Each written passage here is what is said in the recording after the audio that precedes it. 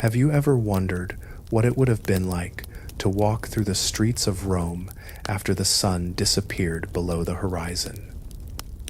To navigate the darkness without streetlights, without the comfort of knowing help was just a phone call away? Imagine stepping outside your door as twilight fell, knowing that the city you thought you understood during daylight had transformed into something entirely different, something dangerous.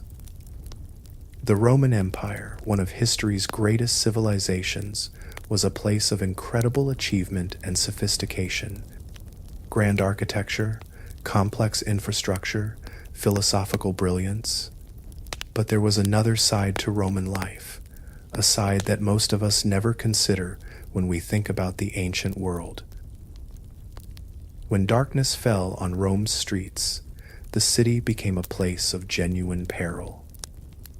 Shops shuttered their wooden doors. Families barricaded themselves inside their homes. Organized gangs roamed the narrow streets, controlling territory and extracting protection payments from anyone foolish enough to venture out. There were no police patrols, no streetlights casting warm halos on the cobblestones. Only the moon, cold, distant, and often obscured by clouds, provided any illumination at all. If you enjoy exploring the hidden realities of history, the forgotten details that textbooks gloss over, I would truly appreciate it if you could like this video and subscribe to the channel. Your support helps me continue bringing these stories to you. And please, leave a comment below, tell me where you're watching from, or share your thoughts about what life might have been like back then. So here is the context of where we are and when. We're in Rome, specifically in the urban centers and surrounding neighborhoods during the height of the Roman Empire, roughly in the 2nd century of the Common Era. This is the time of emperors like Hadrian and the Antonines, a period often called the Golden Age of Rome. The empire was stable. The military was strong. Trade flourished across 3 continents. But yes, you specifically are not a senator in the forum. You are not reclining in a wealthy villa discussing philosophy. You are an ordinary person living in Rome. Perhaps a merchant, perhaps a laborer, perhaps someone working a trade, a baker, a cloth maker, a seller of oil lamps.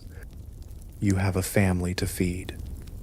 You have rent to pay to the building owner. And as the sun sinks lower in the sky each evening, you face a choice that modern people almost never have to contemplate. Do you venture out into the night? Or do you stay inside, accepting the limitations that darkness imposes on your life? This is where our journey begins. Not in a palace or temple, not in a moment of great historical significance, but in the ordinary, terrifying reality of what it meant to live in Rome when the city transformed at sunset.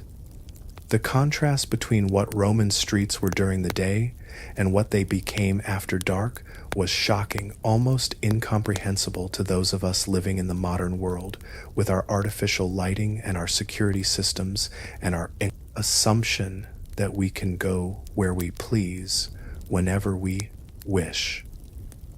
By the time you finish listening to this account, you will understand not only what Roman streets were like at night, but why ordinary people lived in constant vigilance, why the night was feared. And perhaps most importantly, you will gain a new appreciation for just how much technology and infrastructure have changed the way human beings experience their cities. Let us begin. What did Roman streets actually look like when darkness fell? Not the grand vistas you might imagine from historical illustrations or museum displays. Those tend to show Rome during daylight, cleaned up and carefully arranged for modern sensibilities. The actual Rome you would have encountered at night was something far more unsettling. Imagine yourself standing at the edge of a major avenue as the sun dips toward the western hills. The temperature drops rapidly, not gently, but noticeably. The warmth that had soaked into the stone streets and buildings all day now radiates back into the night sky, leaving behind a chill that seems to creep into your bones. The air, which smelled of humanity and commerce during daylight, the odor of merchants hawking fish and vegetables, the sweat of laborers, the acrid smoke from cooking fires transforms. Now the smell becomes something else entirely. The garbage that was visible in daylight, discarded fruit, spoiled wine, broken pottery, animal waste, begins to ferment and rot in the darkness. The odor of human waste, emptied from chamber pots out of upper-story windows, hangs heavily in the still air of the narrow streets. Rats, already numerous during daylight, become more active and more aggressive as night falls. You can smell them, a sharp, musty, almost metallic scent that most people of your time were so accustomed to that they barely noticed it anymore. The visual landscape transforms dramatically. During daylight, you knew every shop, every corner, every intersection by sight. You could navigate by memory and familiarity. But as true darkness settles, and remember, Roman cities had no streetlights, no gas lamps, no electrical illumination of any kind. The streets become a maze of shadows and deeper shadows. The moon provides some light, yes, but only when it is visible, and only when it is in its fuller phases. Tonight, perhaps the moon is obscured by clouds. Or perhaps it is a new moon, that dark night when the moon is positioned between Earth and the sun, providing virtually no illumination. The buildings that line the streets become looming shapes rather than familiar structures. Their windows, small and numerous in the apartment blocks where ordinary people lived, are dark except for the occasional flicker of an oil lamp within, visible as a faint orange glow behind whatever cloth or oiled parchment might serve as a window covering. Those glimpses of light inside the buildings might seem comforting, but in reality, they only emphasize how dark the streets themselves are. The contrast makes the darkness feel darker, more absolute. The architectural details that had seemed clear during daylight become meaningless. Intricate carvings on building facades disappear into shadow. The distinctions between wealthy homes and poorer residences blur. Everything becomes a shade of gray or black, with occasional highlights where moonlight reflects off the stone. The texture of the streets beneath your feet becomes critically important in this darkness. Roman streets were paved with stone blocks, fitted together with varying degrees of precision depending on the area and the attention of the local authorities. During the day, this was merely a practical surface for walking and for wheeled traffic. At night, it becomes your primary means of navigation. Your feet sense the slight unevenness, the subtle changes in elevation, the spacing between blocks. The stone is cool, slightly damp with evening moisture, and sometimes slimy with algae or the refuse that accumulates in Roman cities. One misstep could result in a twisted ankle, a fall, or worse. The sounds of nocturnal Rome were equally distinctive and deeply unsettling. There was no constant hum of human activity like you would hear during daylight hours. Instead, there was a strange, eerie silence broken by specific, often alarming sounds. The sound of rats, the scratching of their claws on stone, the scurrying through garbage, the squeaking as they fought over scraps. These sounds were often so numerous that they created almost a background noise, a reminder that Rome's streets were shared with a vast population of rodents. Occasionally, you would hear human sounds, voices from within buildings, the cry of a child, the shout of someone calling out. But these sounds seemed strange and distant in the darkness, almost dreamlike in their quality. They lacked the context that daylight provided, making it difficult to judge whether these were sounds of comfort and safety or warnings of danger. Were those voices raised in laughter or in anger? Was someone calling out in distress or simply calling a friend? In the darkness, such distinctions became impossible to make. The wind, when it came, was another auditory element that transformed the nocturnal street experience. The narrow streets of Rome funneled wind in unpredictable ways, creating eddies and sudden gusts. The wind would whistle through alleyways, rattle loose wooden shutters on shops, and carry the varied smells of the city, some pleasant, many profoundly unpleasant in waves that could be overwhelming.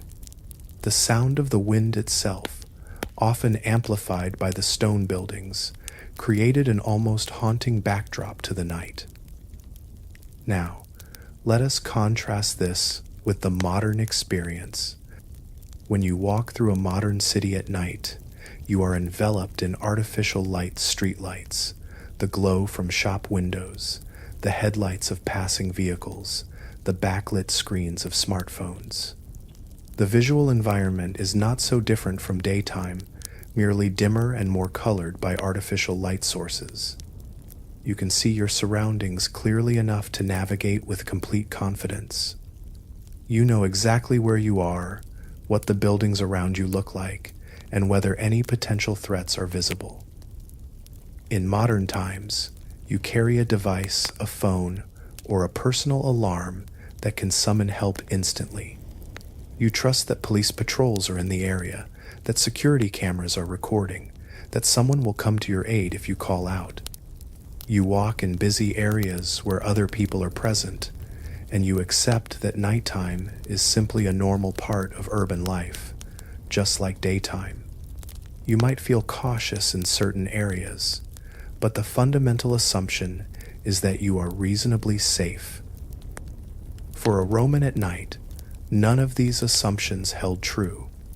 The darkness was almost absolute, requiring your eyes to adjust as best they could and accepting the limitations that presented. Your safety depends entirely on your knowledge of the local streets, your ability to move quickly if necessary, and your connections to others in your community who might help you. There was no way to call for assistance. There were no cameras, no records of what happened in the darkness, no official body to document crimes or pursue perpetrators with any consistency. This illuminates something crucial about what it meant to inhabit a Roman city after dark. The physical landscape itself, the stones, the buildings, the spatial layout remained constant between day and night. But the experienced reality of that landscape transformed completely. The same street that felt comfortable and manageable during daylight became a place of genuine anxiety and danger at night. This was not because the streets were inherently more dangerous, though they were, but because the sensory deprivation and the loss of technological support systems made every person feel vulnerable and exposed. For you, as an ordinary Roman, this meant that your relationship with your own city was fundamentally different from how modern people relate to their urban environments. Rome was not a place you could inhabit freely at all hours. It was a place that was divided into two separate experiential zones: the daylight city, where you moved with relative freedom and confidence, and the nocturnal city, where you moved with extreme caution and fear, if you moved at all. What kind of buildings did ordinary Romans actually live in during this period? If you imagine Romans living in grand villas with courtyards and private gardens, you would be thinking of only a tiny fraction of the population, the wealthy elite. For the vast majority of people, including you in this scenario. Daily life took place in apartment buildings known as insulae, which literally translates to islands. These buildings were strikingly different from what modern people would consider apartment buildings. An insula might be 3, 4, 5, or even 6 stories tall, at least twice as high as most private homes of the period.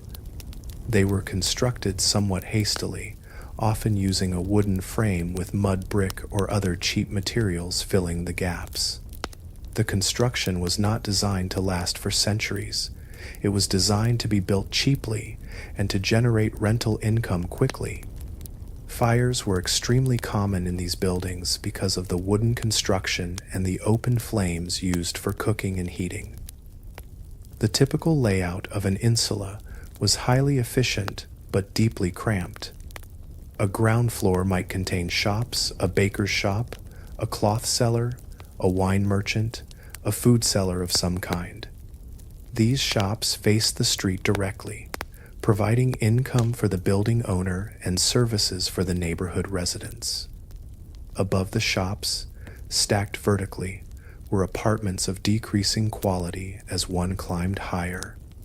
The second and third floors, with better light and closer proximity to the street level, commanded higher rents and housed the more stable and prosperous tenants.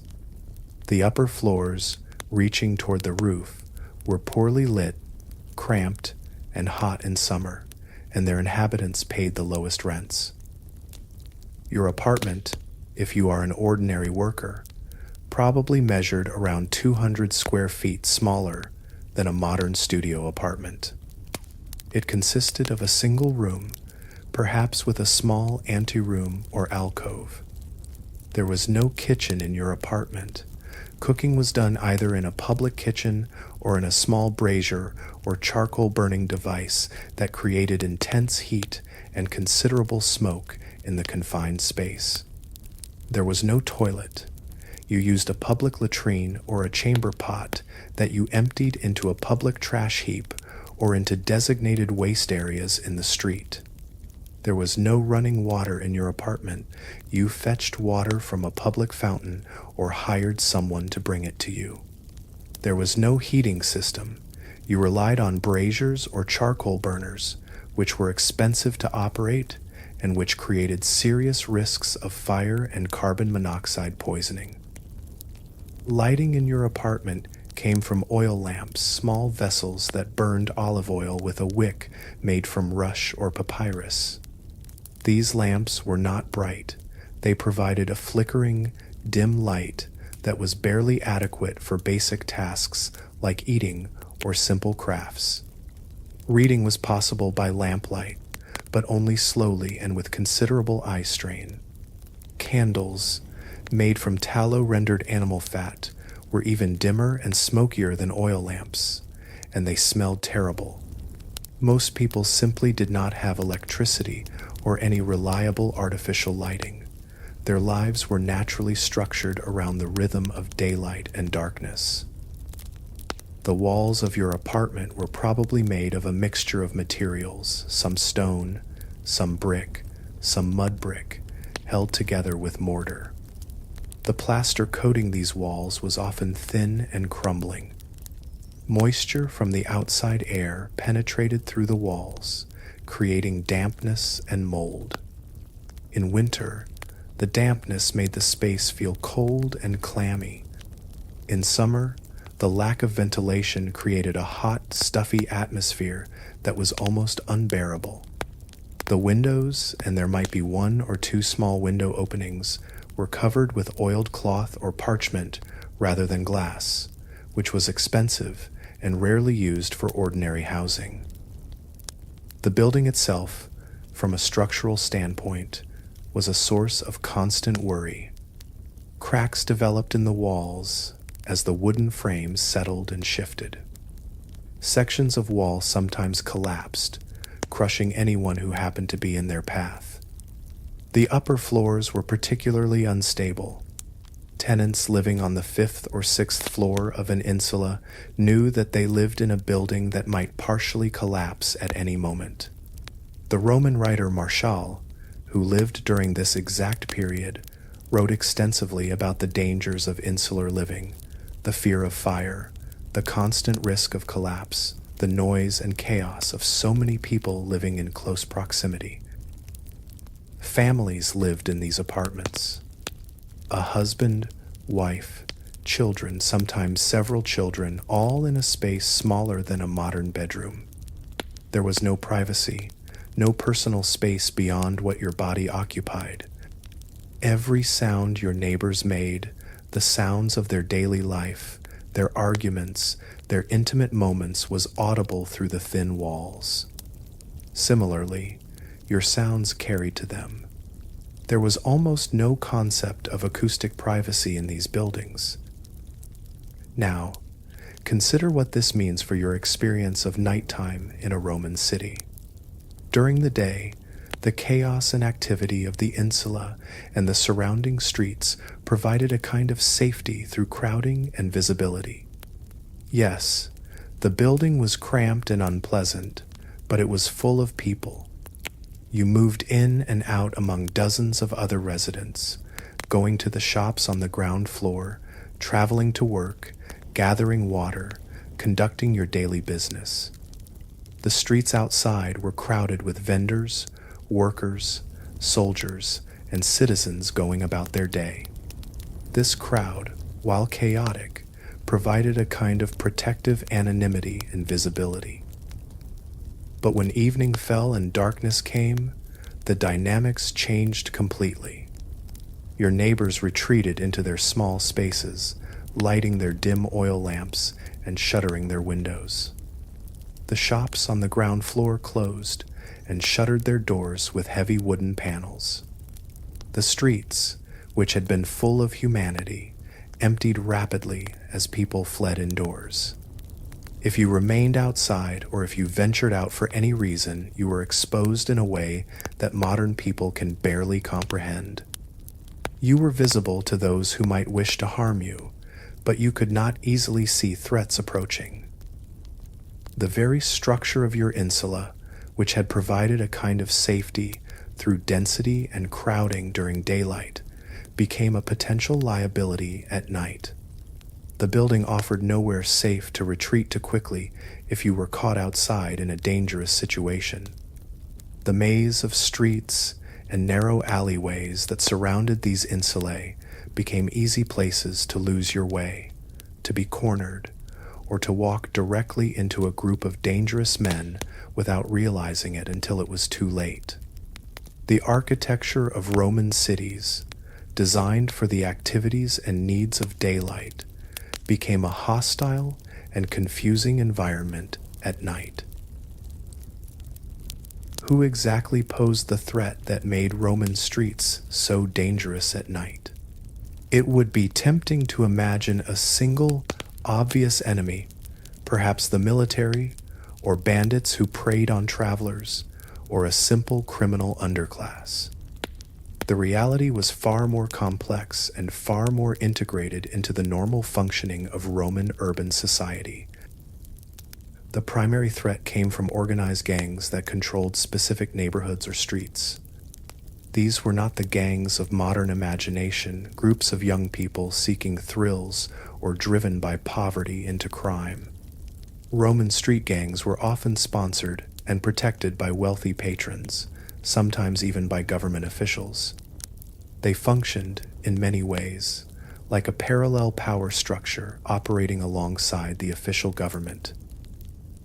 These gangs had specific territories. You might live in a neighborhood controlled by a particular gang, led by a particular boss, sometimes called a leader or a strongman, who had established control through a combination of violence, intimidation, and the protection of his patron. If you lived or worked in that territory, you made payments to the gang, sometimes directly and sometimes indirectly, through a middleman or a shopkeeper who had connections. These payments were sometimes called protection money, and they served much the same function as they would in later Italian organized crime structures. In exchange for your payment, The gang provided protection from other gangs. They ensured that your shop was not robbed by outside groups. They made sure that you and your family were not attacked by strangers. But this protection system came with its own dangers. If you did not pay, or if you paid the wrong gang, or if you crossed into the territory of a rival gang, you became a target for violence. You might be beaten, your shop might be ransacked, your family might be threatened. The gang violence that erupted when territorial disputes arose could be devastating. Multiple men, armed with clubs, swords, or other weapons, engaging in pitched battles in the streets. These battles were not private affairs. They happened in the public space, involving multiple territories and multiple gangs. Innocent bystanders could easily be caught in the crossfire. The leadership of these gangs was often drawn from the freedman class, people who had been slaves but had been freed by their owners, or who had purchased their freedom. In Roman society, freedmen occupied an ambiguous social position. They were legally free, but they remained connected to their former owners or patrons through networks of obligation. Some freedmen became quite wealthy and prosperous. Others remained in poverty and resentment. Many turned to the organization of gangs as a means of gaining power and respect in a society that did not otherwise grant it to them. The violence perpetrated by these gangs was not necessarily random. They had rules, territories, and established practices. But these rules did not provide protection for everyone. If you were not connected to a particular gang, or if you were perceived as a threat to their interests, or if you simply had the misfortune of being in the wrong place at the wrong time, you could become a victim of their violence. Beyond organized gang violence, there were other sources of danger.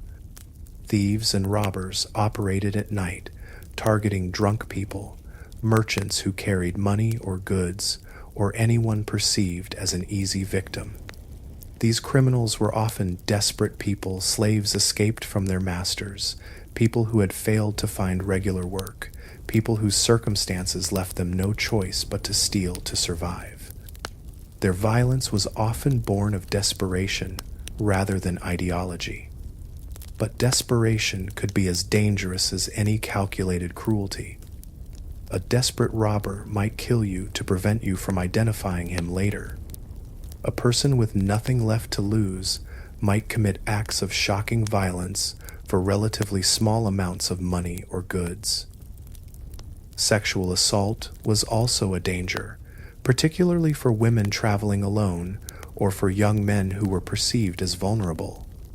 The Roman legal system took this crime seriously. In theory, assault was punishable, but in practice, prosecution required the cooperation of witnesses and the attention of authorities who might not be interested in pursuing the case. A woman of low social status who was assaulted by a man of higher status might have no realistic hope of justice. This danger meant that women, in particular, were constrained in their ability to move around Rome at night. If a woman absolutely had to be out at night, she would travel in groups and would try to stay in well-known areas where there were other people. Then there was the danger posed by people who were drunk or mentally unstable. Alcohol was consumed regularly in Roman society, particularly by the working classes. Wine was cheaper and safer to drink than water, and it was a common part of meals and social gatherings. After nightfall, as people retreated indoors, some of them continued to drink heavily. Drunk people might become aggressive or unpredictable. They might attack someone out of spite or perceived disrespect. They might be armed and violent. The result was that even outside of organized gang activity, you could encounter danger from individuals who were intoxicated and volatile. Mental illness existed in Rome as it exists everywhere, but it was not understood in modern terms. People experiencing psychotic episodes, severe depression, or other mental health crises were often left to fend for themselves or were treated harshly. They might wander the streets at night, potentially becoming dangerous to themselves or others. They might attract the attention of gangs or criminals who would exploit their vulnerability. What makes the danger so particularly acute in the nocturnal Roman street is the combination of darkness and the absence of any institutional response mechanism. If you were attacked or robbed in a Roman street at night, there was no police force to call. There were no emergency numbers, no way to summon help quickly. You might cry out and hope that someone in a nearby building heard you and was willing to intervene, a dangerous and uncertain hope, since intervening could draw danger to them as well. In some cases, there were night watches, groups of men hired to patrol the streets and deter crime. But these watches were often poorly organized, understaffed, and sometimes corrupt themselves.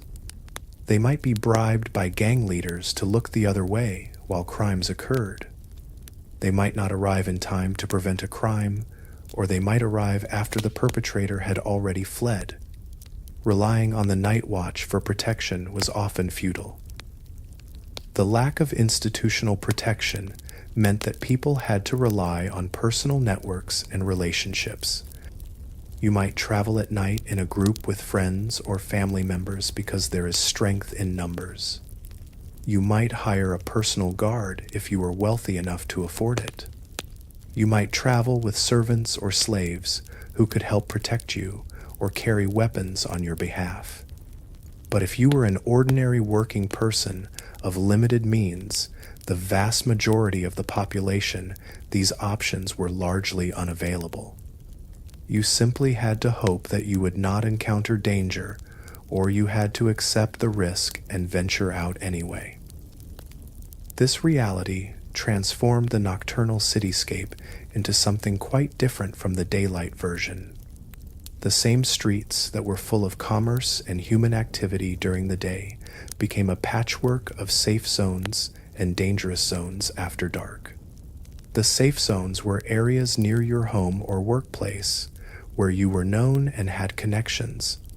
The dangerous zones were unfamiliar areas, areas controlled by rival gangs, or areas where desperate criminals were known to operate.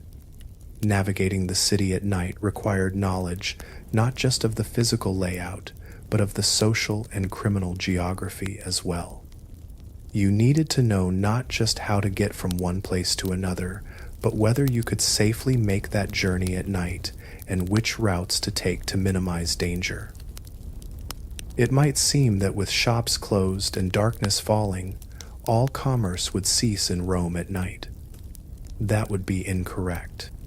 Nighttime Rome had its own thriving economy, its own network of transactions and exchanges that operated in the shadows of the officially closed shops and shuttered markets. Some commerce simply continued because it had to. Bakers, for instance, would begin their work in the late evening or the middle of the night. Bread, the staple food of Rome, had to be fresh for the morning market. Bakers would fire up their ovens in the darkness, their bakeries glowing with heat and light, visible from the street through small openings. The smell of baking bread would fill the surrounding area. People who worked night jobs, guards, servants in wealthier households, entertainers in the few establishments that operated at night, might stop by the bakery in the dark, hours before dawn, to purchase warm bread. The wine trade also continued at night. Taverns and wine shops remained open, serving customers who wanted to drink after the formal day had ended. These establishments were often located on the ground floors of the insulae, and they were marked by a specific sign, usually a wreath or a bush, hanging above the entrance so that customers could find them in the darkness.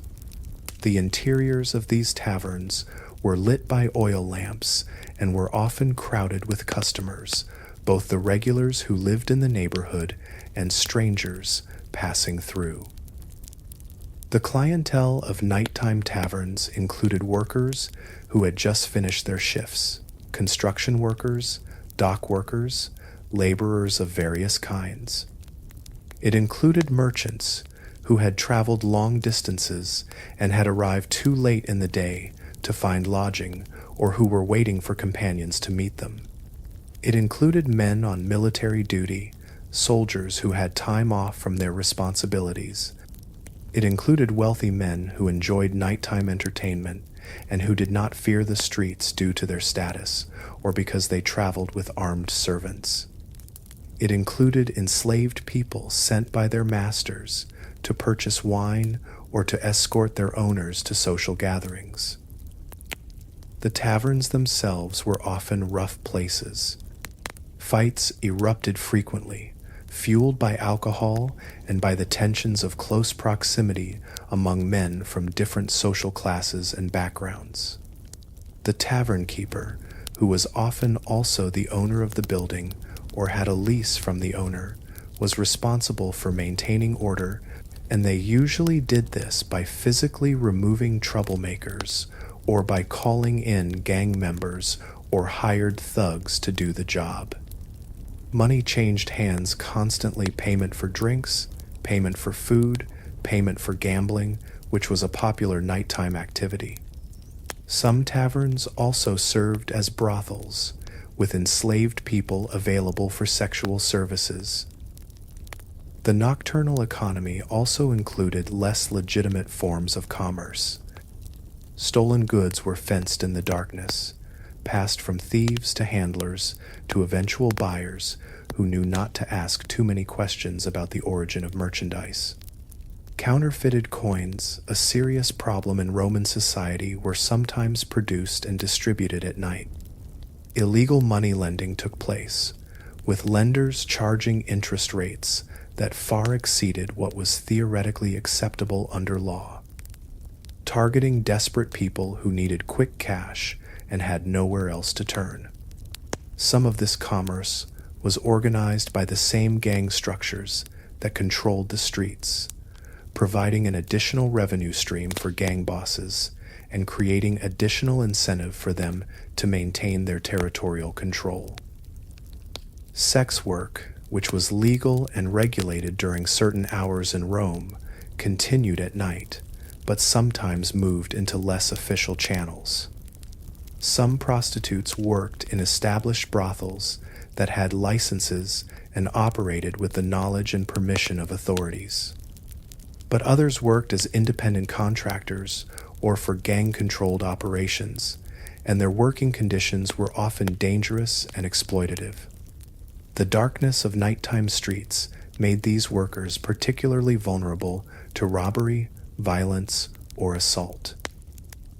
What is perhaps most interesting about nocturnal commerce in Rome is that it served a necessary function in the urban economy. The formal, official economy operated during daylight hours through organized markets, licensed vendors, and regulated transactions.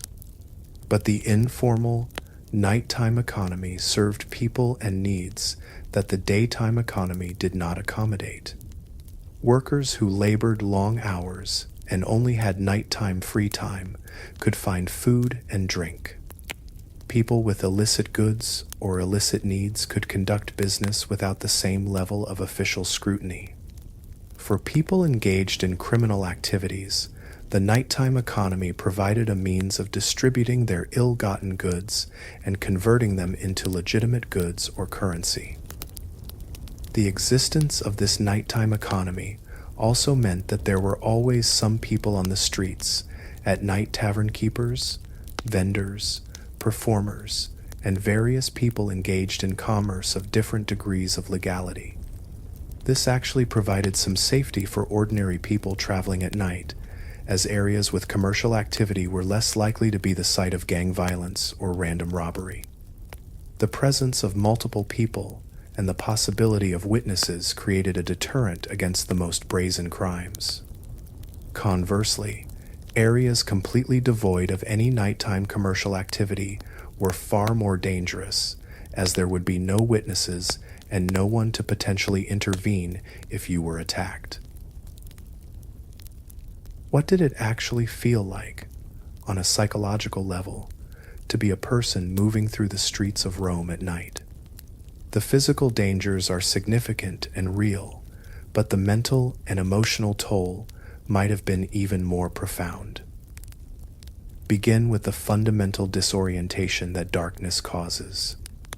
Even in places that you know well during the day, darkness transforms the landscape into something that feels somewhat alien and unfamiliar. Your brain naturally relies heavily on visual information to navigate and to understand your surroundings. Without adequate light, you are forced to rely on other sensory inputs: the sound of your footsteps echoing off the buildings, the texture of the street beneath your feet, the patterns of smells that you have learned to associate with different locations. But these non-visual cues are far less reliable than sight, and they do not provide nearly as much information. This sensory shift creates a kind of cognitive strain. Your brain is working harder to extract meaning from limited information. You are constantly making small errors in judgment about the layout of the street or the distance to landmarks. You might misjudge how close you are to a turning, or you might fail to notice an obstacle until you are nearly upon it. This constant low-level error and correction is mentally fatiguing. On top of this baseline disorientation, add the anxiety that comes from knowing that danger might be present. You know that the streets at night are not safe. You know that criminals and gangs operate in the darkness. You know that there are stories in your community, stories told by friends and family, stories passed around by neighbors of people who were robbed, beaten, or worse in these very streets. This knowledge, constantly present in your mind, creates a background level of anxiety and hypervigilance. Your body is primed for threat. Your attention is divided between navigating the physical landscape and scanning for potential danger. Hypervigilance, in the psychological sense, is a state of increased alertness where you are constantly monitoring your environment for threats. In modern terms, it is often associated with post-traumatic stress disorder, but it is also a normal response to being in an environment where actual danger is present. For a person in nocturnal Rome, this hypervigilance would have been almost constant if they were out at night. You would be listening for footsteps of others who might be following you or approaching. You would be trying to see movement in the shadows, to detect threats before they reached you. You would be evaluating every person you encountered, trying to assess whether they posed a danger. You would be planning mental escape routes, identifying places where you might run or seek shelter if danger suddenly emerged. This constant state of heightened alert is exhausting. It depletes mental resources. After spending time in this state, people often feel not refreshed, but rather drained and sometimes irritable or anxious even after returning to safety. The darkness itself can trigger deeper psychological responses. Throughout human evolution, humans have been primarily diurnal creatures, active during the day and resting at night. Our visual system is optimized for daylight conditions.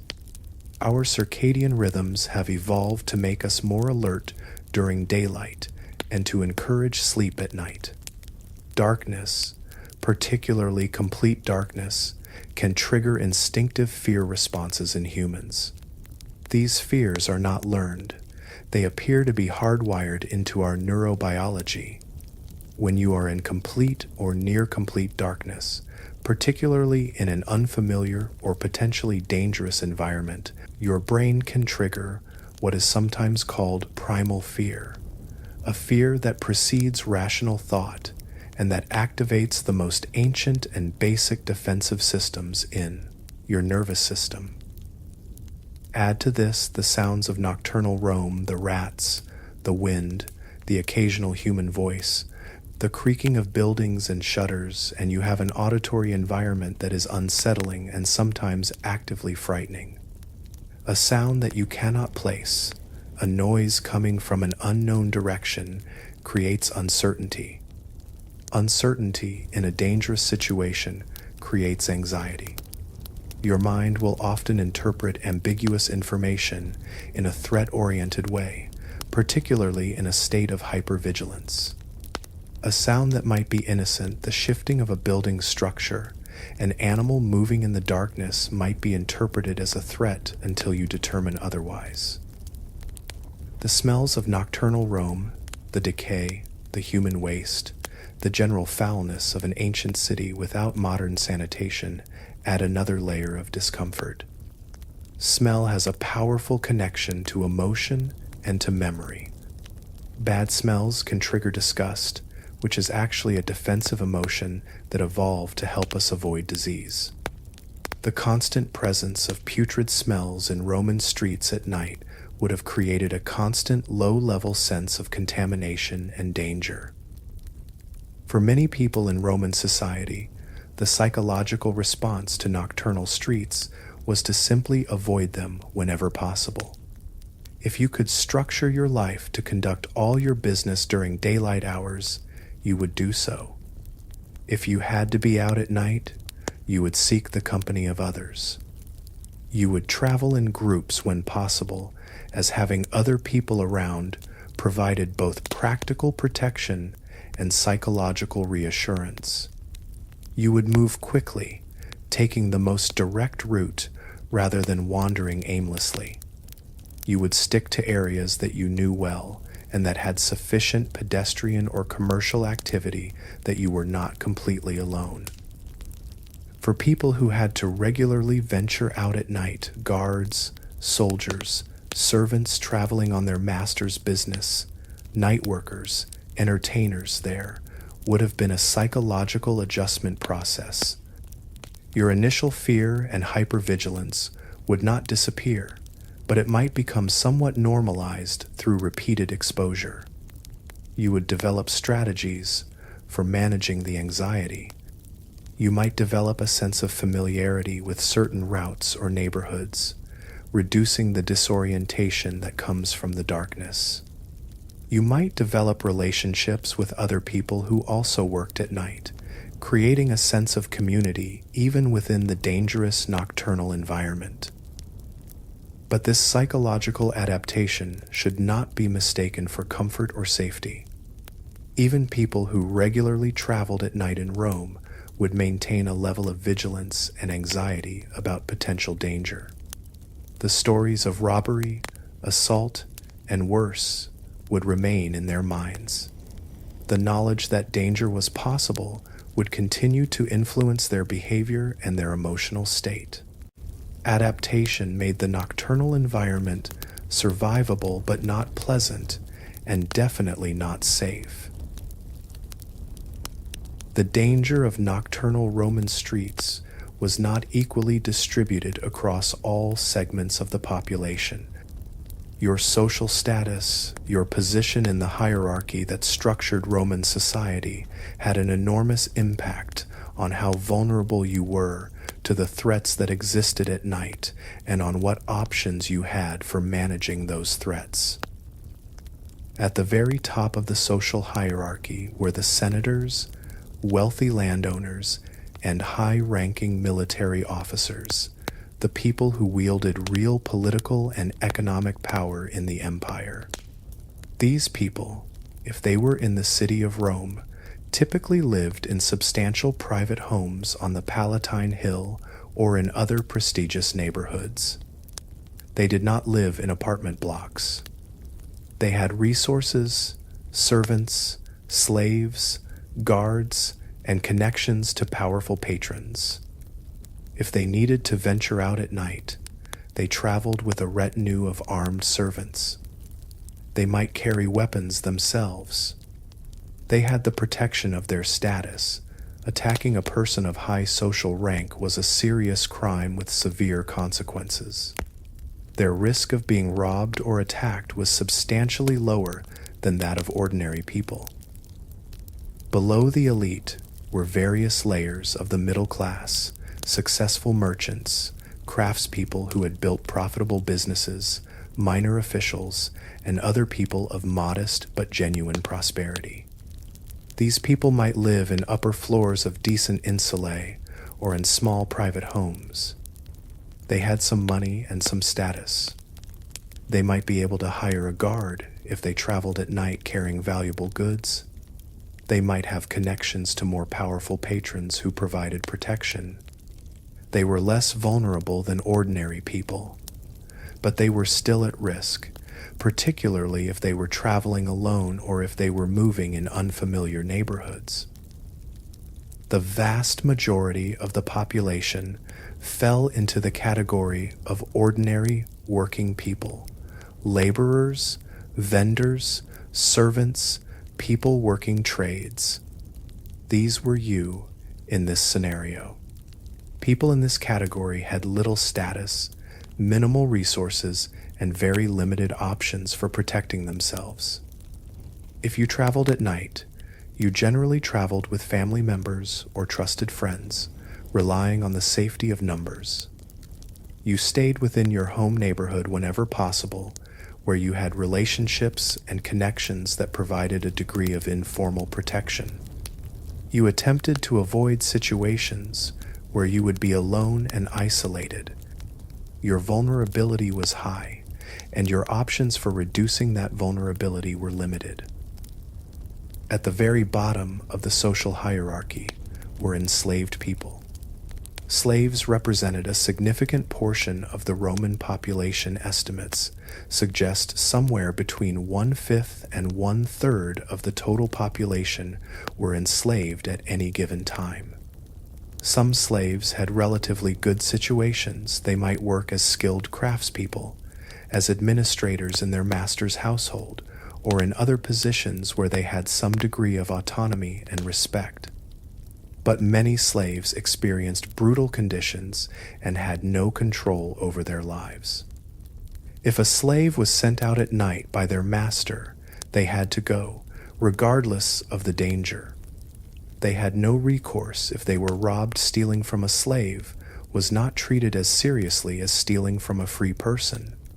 They could be beaten or punished by anyone with authority.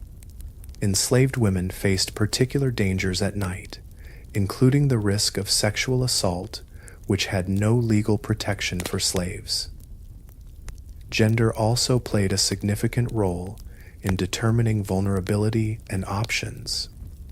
Men of all social classes were less vulnerable to sexual assault, which was the concern that most constrained women's movements.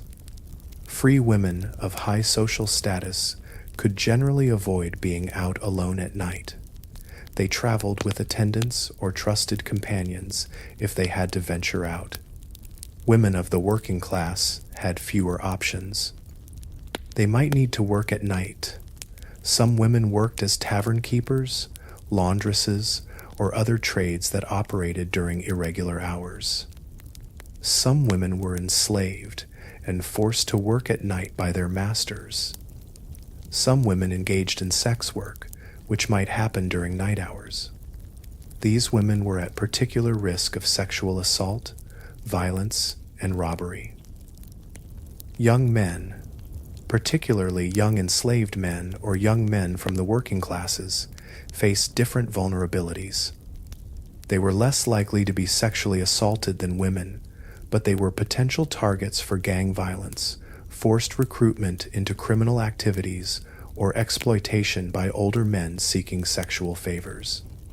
Young men were also more likely to be subject to the kind of violence that gangs perpetrated: being beaten, being drawn into gang conflicts, being forced to participate in criminal activities. The most important factor in determining your safety on nocturnal Roman streets was your connections, your relationships to other people who had power or influence. If you were connected to a gang through your neighborhood or your family, you had a degree of protection provided by that gang's territorial control. If you had a wealthy patron, that person might provide you with protection or with the financial means to hire guards. If you had family members or friends who were military personnel or who held official positions, that connection might provide some protection. The people who were most vulnerable were those who had no connections, who were new to the city, or who had been cut off from their social networks through poverty, exile, or displacement.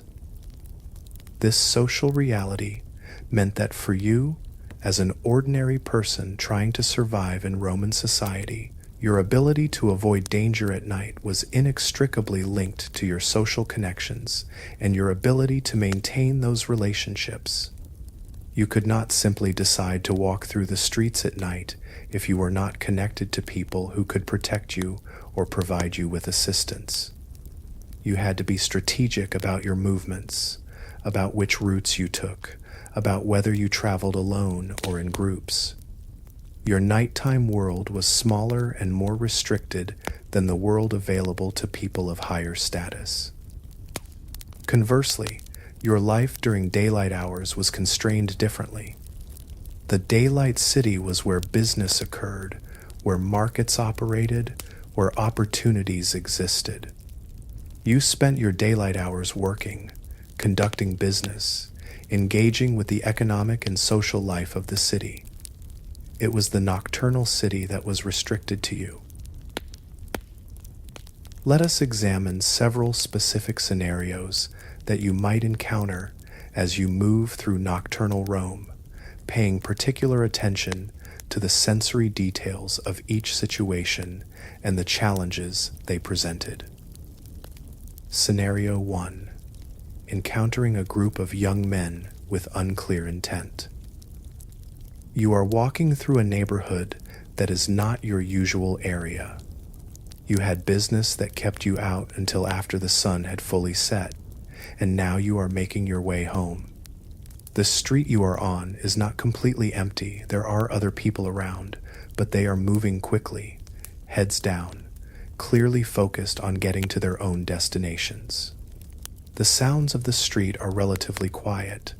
The main noises are the echoes of footsteps on stone, the occasional gust of wind between buildings, and the ever-present sounds of rats. Ahead of you, you become aware of a group of young men standing in the middle of the street. There are perhaps 5 or 6 of them, arranged loosely, but their positioning has a certain calculated quality to it.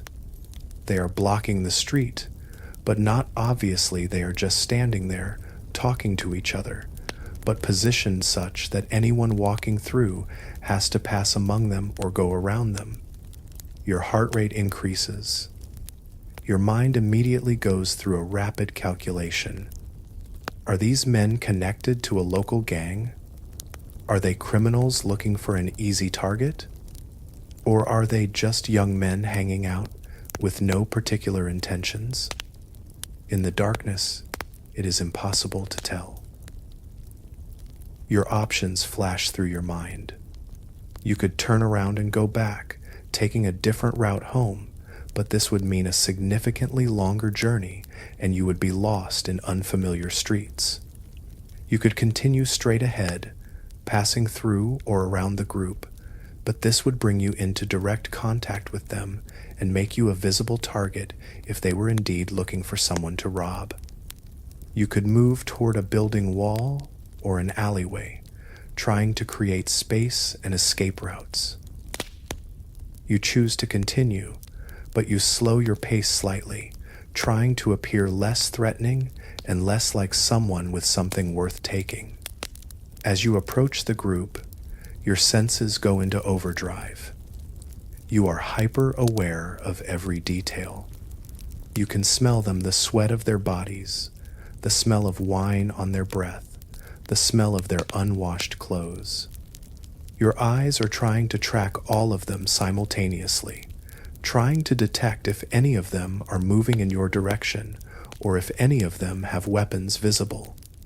Your ears are listening to the rhythm of their voices, trying to detect if they are laughing or if their tone changes as you approach. Your muscles are tense, ready to run if needed. One of them glances at you as you pass. For a moment, his gaze holds yours, and your adrenaline spikes. But then he looks away, returning his attention to his companions. You continue walking, not speeding up but maintaining a steady pace, and you manage to pass through the group without incident. Only after you have put some distance between yourself and them, and the street has widened somewhat, do you allow yourself to fully exhale and let your muscles relax. You are fine. Nothing happened. But your heart is still racing, and your hands are slightly shaky. This entire interaction lasted perhaps 3 minutes, but the physiological and psychological impact would last considerably longer. Scenario 2. Getting completely lost in the darkness. You normally travel the route from your home to the market to the bathhouse and back again during daylight hours. You know these streets well, but today you left work later than expected and are trying to take a shortcut through some back streets that you are only vaguely familiar with. You are confident that you know roughly where you are going, but in the darkness, the familiar landmarks are not visible. You turn what you thought was a familiar corner and realize almost immediately that something is wrong. The building configuration is not what you expected. You cannot see the intersection that should be ahead of you. In the darkness, all the buildings look similar. The same basic construction, the same rough stone, the same small windows. Without visual landmarks, you have lost your sense of direction. You try to retrace your steps, but in the darkness, it is unclear exactly which direction you came from. Your mind starts to race. How long have you been walking in the wrong direction?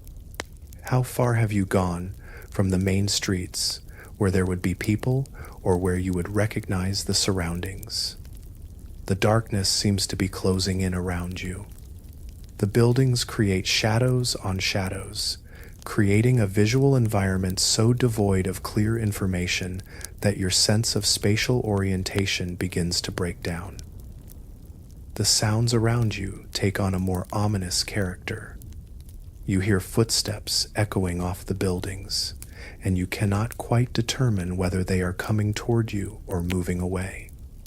You hear the sound of a door opening somewhere, and you cannot tell how far away it is.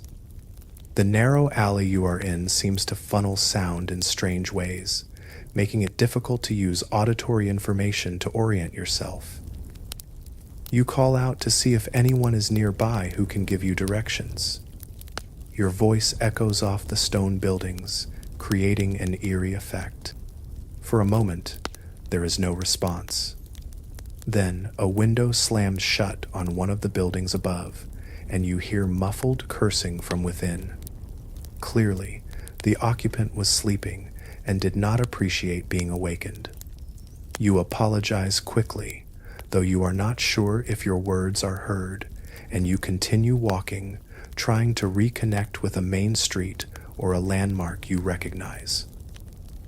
Eventually, after perhaps 20 minutes of increasingly anxious wandering, you find yourself on a street where you recognize a shop front or a particular building marking. The relief you feel is profound. Your heart rate returns to normal. Your breathing slows. You navigate the rest of your route without incident, making careful note of landmarks and intersections. But the experience of being lost in the Roman darkness has left a mark.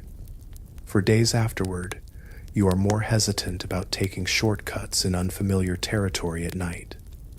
Your confidence in your ability to navigate the city after dark has been shaken. Scenario 3. Witnessing violence between gangs. You are walking through your neighborhood, an area where you feel relatively safe because you know the people and they know you. It is late at night, but not the middle of the night. There are still a few people moving around, perhaps people heading to or from taverns, perhaps people working night shifts at their trades. You are nearly home when you hear shouting ahead. The voices are getting louder and more aggressive. You slow your pace and try to determine what is happening. Around a corner, you see a group of men facing off against another group. The light from nearby buildings, the warm glow of oil lamps visible through gaps in shutters or through windows, casts strange shadows, making the scene look more chaotic and more violent than it might seem in daylight. You can see that at least some of the men are armed. You can see the glint of metal in the lamplight, probably swords or large knives. Your immediate instinct is to avoid the situation entirely. You look around for alternative routes, but the street you are on is the main way home, and the side alleys are narrow and dark and could trap you if the violence spilled into them. You decide to stay where you are, retreating into a doorway or the shadow of a building and waiting to see what happens. The tension in the air is almost palpable. You can feel your adrenaline rising even though you are not directly involved. The sounds of angry voices, occasional clinks of metal, the occasional grunt or cry of pain or anger, all of this creates a sense that violence is imminent. Your mind is trying to assess whether you are safe where you are hiding or whether you need to flee. Then something happens that precipitates the violence. Someone throws a punch. The two groups suddenly move together in a surge of combat. The sounds become louder cries of pain, the impact of blows, the sound of metal clashing against metal. The smell of blood becomes noticeable, the sharp, almost metallic smell that human blood produces. Mixed with it is the smell of sweat, of unwashed bodies, of the dust from the ground being kicked up in the struggle. You are frozen in your hiding place, watching the violence, aware that if the combatants move in your direction, you might be pulled into the fight or hit by stray blows. The entire encounter probably lasts only a few minutes, though at the moment it seems longer. Then, as suddenly as it started, the fighting stopped. One group has either won or fled. The remaining men stand catching their breath, and slowly they move away, taking their wounded with them or leaving the dead where they fall. You wait a while longer in your hiding place before you venture out, making absolutely sure that the immediate danger has passed. When you do emerge and continue home, you move quickly, not looking too closely at the bodies or the blood on the street. You are shaken. The violence you witnessed, though not directed at you, has affected you deeply. You sleep poorly that night, replaying the scene in your mind. For weeks afterward, you are more cautious, more vigilant, more aware that the streets you thought you knew well can turn violent without warning.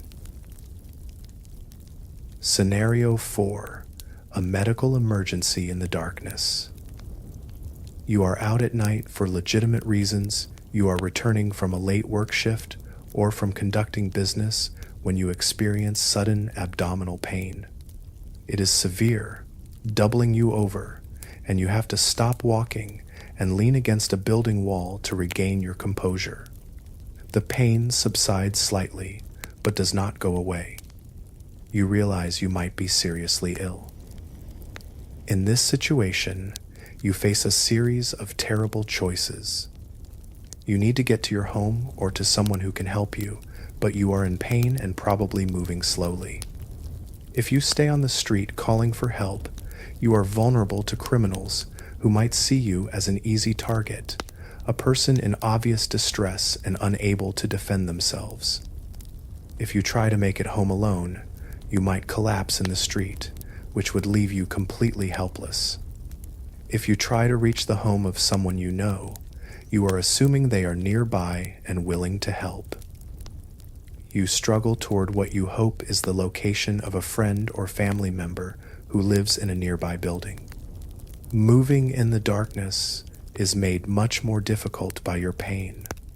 Every step jars your body and sends another wave of pain through you.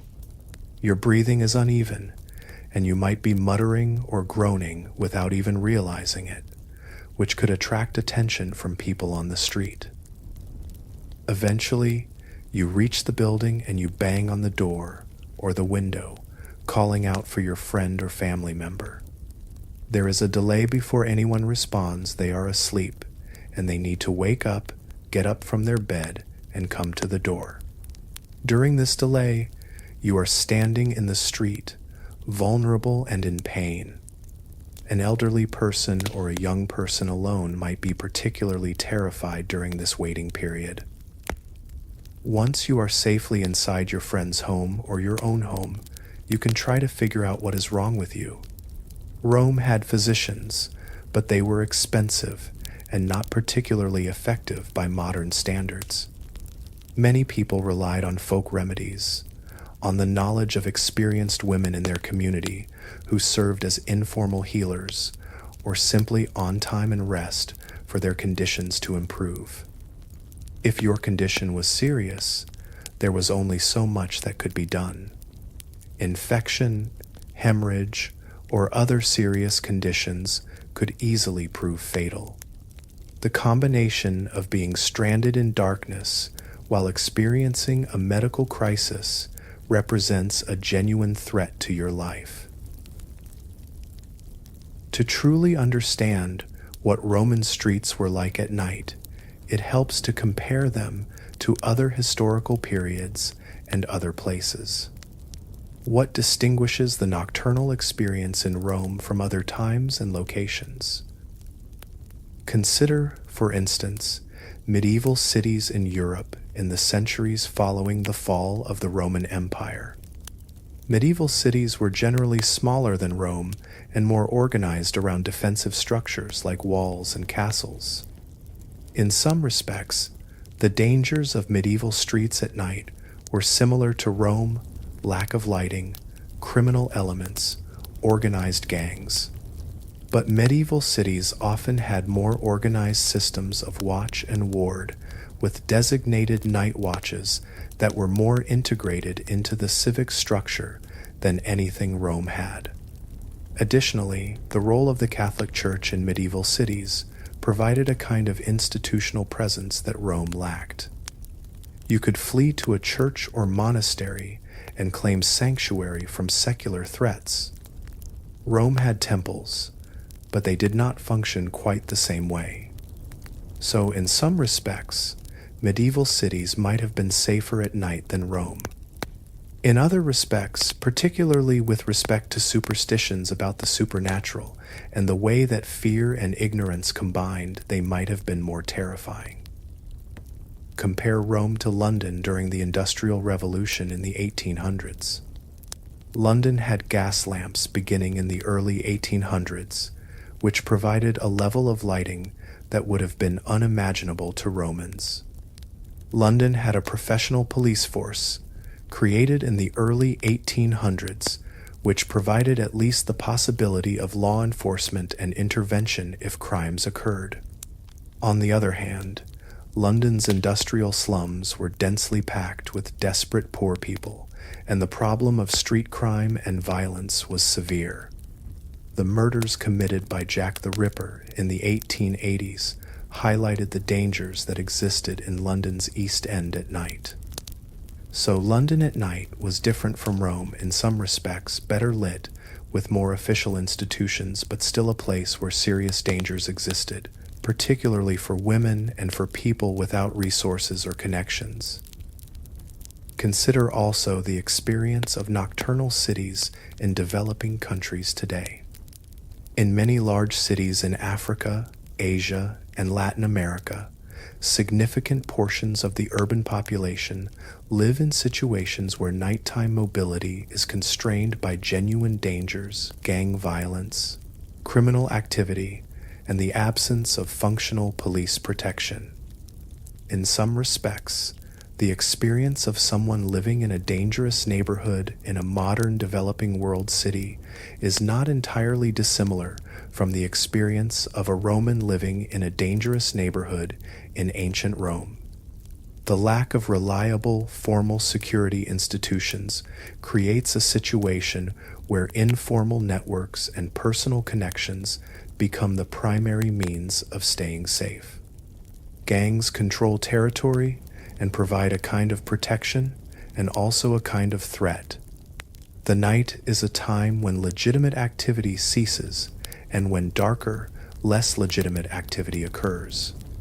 Disadvantaged people structure their lives around avoiding the dangers of nighttime rather than embracing the relative freedom that nighttime might otherwise offer. What distinguished Rome from many modern cities, even dangerous modern cities, was the complete absence of any technological aids to safety or communication. There was no electricity, which meant no streetlights.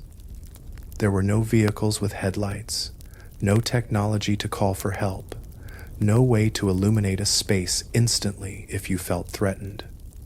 There were no cameras recording what happened, no way to identify criminals after the fact, no forensic ability to solve crimes. There was also no television, no internet, no cell phones, none of the technological infrastructure that occupies modern people and distracts them. In Rome, when you were on the streets at night, you were totally present in that environment, totally dependent on your senses and your physical abilities. The role of organized crime was perhaps more central to the structure of Roman streets than it is in many modern cities. In modern cities, even in cities with significant gang or organized crime problems, there is usually some level of official government control and official law enforcement that persists even if it is inadequate. In Rome, particularly in the poorer neighborhoods, the organized gangs were essentially an alternative government structure. They controlled territory more effectively than any official authority did. They provided protection, they distributed resources, they enforced rules. The Roman state tolerated this because it allowed the state to avoid having to invest resources in policing these neighborhoods, and because it often benefited the state's goals. But the result was that for ordinary Romans, the primary institutions they had to deal with were not official government institutions, but rather the gang structures. This made the nocturnal world of Rome much more structured than one might imagine.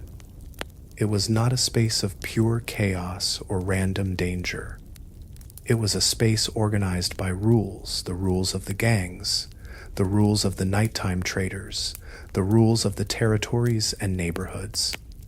But these were not rules that had been created with the safety or interests of ordinary people in mind.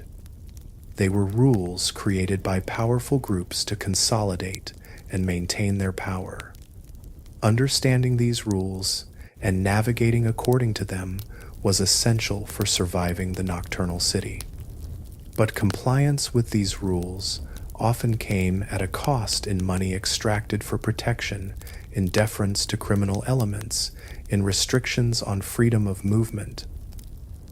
What is perhaps most important about the comparison is this: the nocturnal experience in Rome was not unique in the sense that other cities and other time periods have also been dangerous at night. But the particular combination of factors, the absence of any technological aids, the organizational role of informal criminal structures, the complete dependence on personal networks and connections, and the fundamental sensory deprivation that darkness causes created a distinctive experience that is hard for modern people to fully grasp. We live in a world where we take for granted that we can move around our cities at night with reasonable confidence in our safety and with the support of technological infrastructure and institutions. For ancient Romans, that was simply not possible. Beyond the practical dangers of Roman streets at night, there was also a cultural and spiritual dimension to the nocturnal experience that shaped how Romans thought about darkness and about the dangers it presented. In Roman culture, there was a concept called the genius of the place, the idea that locations, particularly ones marked by history or significance, contained spiritual forces or beings. Crossroads, in particular, were thought to be spiritually significant and sometimes dangerous. The goddess Hecate was associated with crossroads and with magic, and she was thought to wander the streets at night accompanied by ghostly hounds. Some Romans, particularly those of lower education and lower social status, genuinely believed that nocturnal streets were frequented by supernatural beings and that these beings posed a genuine threat. Ghosts were also part of the cultural landscape of Roman belief. The spirits of the dead could supposedly wander the world, and they were thought to be particularly active at night. These ghosts could be malevolent, seeking to harm the living or to draw them into the underworld. The belief in ghosts was common enough that there are numerous accounts in Roman literature of people encountering ghosts on the street at night and being terrified or harmed by the experience. Witchcraft and magic were also part of the cultural landscape. There were people known to practice magic, women particularly, though not exclusively, and these practitioners might use magic for healing or for harmful purposes. At night, particularly at certain times like the new moon, these practitioners might be engaged in magical rituals. The fear that one might encounter someone engaged in harmful magic or that one might fall victim to a curse added another layer of anxiety to nocturnal travel. These supernatural fears were not necessarily less significant than the fear of actual human criminals. For people who genuinely believed in ghosts and magic, the threat posed by these supernatural entities was as real as the threat posed by robbers and gang members. The emotional and physiological response to believing you might encounter a ghost was probably not significantly different from the response to believing you might encounter a criminal. Both generated fear, anxiety, and hypervigilance. It is important to note that educated Romans, the upper classes who had received philosophical training, often dismissed these supernatural beliefs as the superstitions of the lower classes. They might believe in the gods and in religious rites, but they were skeptical of ghost stories and magic. However, even educated Romans were probably not completely immune to the psychological effect of nocturnal darkness and isolation. The human brain, even the well-educated human brain, is susceptible to fear and to the power of suggestion when in a state of darkness and disorientation. Religious practice also shaped the nocturnal experience. Certain religious practices and rituals occurred at specific times, and some of these occurred at night. For instance, the cult of Mithras involved initiation rituals that were performed in underground temples. The worship of certain goddesses involved nocturnal rites. The Lupercalia festival, a fertility festival that occurred in February, involved nocturnal rituals and processions through the streets. So the streets at night were not entirely empty of intentional human activity oriented toward religious purposes. These religious processions and gatherings would have affected the experience of nocturnal streets in interesting ways. On the one hand, they provided additional human activity and light, making certain streets and times less dark and less isolated. On the other hand, they might also increase anxiety or discomfort for people who were not part of the religious group or who had concerns about the rituals being performed. The concept of the sacred hours also shaped nocturnal experience. Certain hours were thought to be more sacred or more dangerous than others. Midnight was often considered a particularly dangerous or spiritually significant time. The concept of the witching hour, a time when supernatural beings were thought to be particularly active, had roots in Roman and earlier Mediterranean cultures. Whether or not Romans explicitly understood the term witching hour as such, there was a cultural understanding that midnight and the hours around it were particularly dangerous and spiritually significant. In reflecting on these cultural and spiritual dimensions, what becomes clear is that the danger of nocturnal Roman streets was not experienced purely as a practical, physical threat. It was also experienced as a cultural and spiritual phenomenon. The stories that people told about the night, the beliefs they held about supernatural dangers, the religious significance they attributed to certain times and places, all of this shaped how they felt when they were on the streets after dark. The combination of practical dangers and cultural fears created an environment that was genuinely terrifying for many people. The night was not simply darker than the day, it was conceptualized as fundamentally different, fundamentally more dangerous, and fundamentally more hostile to human safety and human purposes. Over the course of this narrative, we have explored many of the dangers of nocturnal Roman streets. But what strategies did people actually use to minimize risk and to survive when they had to venture out at night?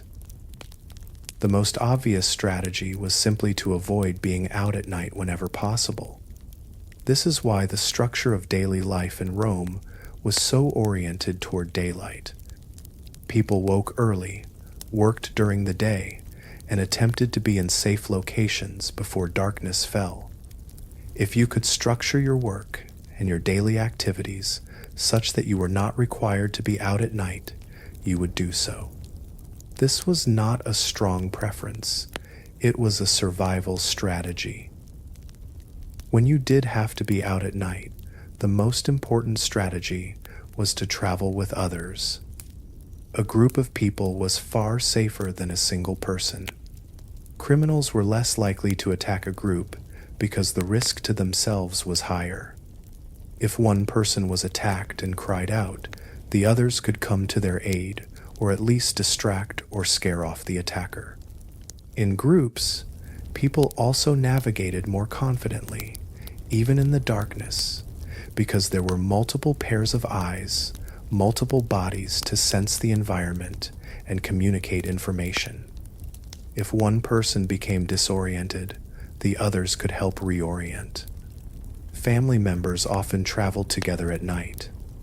Friends coordinated their movements to travel together. Workers waited for each other to complete their shifts so that they could walk home together. Knowing the geography of your neighborhood intimately was another crucial survival strategy. If you knew the layout of the streets, the locations of the buildings, the positions of the intersections, you could navigate with reasonable confidence even in darkness. You could find your way home. You could identify escape routes if you needed to flee danger. You could identify places of refuge, the homes of friends or family members where you could seek shelter if needed. This is why ordinary Romans spent their entire lives in specific neighborhoods. They became experts in the geography of their local area. Traveling outside your home neighborhood at night was far more risky than traveling within it. Maintaining relationships with powerful or influential people in your community was also a crucial survival strategy. If you had connections to gang leaders or other powerful figures, or if you had friends and family members who had such connections, you had a degree of protection. You would be recognized as being connected, and this recognition would often provide safety. This is why networks of family and friendship were so important in Roman society. These networks had practical survival value. Visual signals of status and protection were also important. If you were dressed in a way that suggested you had money or status, or if you were dressed in a way that suggested you were connected to a powerful patron, you were less likely to be targeted. Some people might carry visible weapons or might have physical characteristics that suggested they were capable of fighting. Some people might wear religious symbols or items that indicate protection. The specific form of these signals varied, but the principle was that anything that suggested you were not an easy target increased your safety. Being on the streets during times when other people were also out was a protective strategy. Late evening, when shops were closing and people were still moving around to do last-minute business or to socialize, was safer than the middle of the night when the streets were nearly empty. Areas near taverns or other commercial establishments were safer because there were witnesses and other people nearby. Even areas near the homes of wealthier people were sometimes safer because such areas might have private guards or watchmen. The middle of the night in completely empty streets was the most dangerous time. Some people carried weapons, a club, a knife, or occasionally a sword if they could afford it. Carrying a weapon both literally provided protection, you could use it to fight off an attacker, and psychologically provided a sense of control and ability to respond to danger.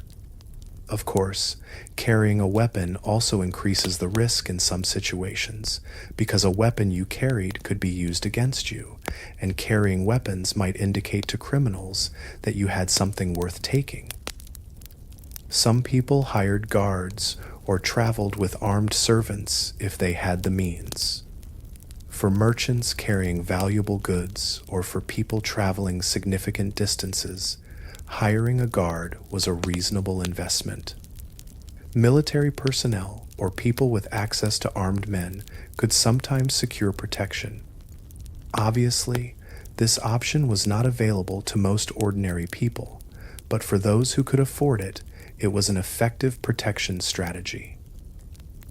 There were also passive survival strategies, things you would do if danger seemed imminent.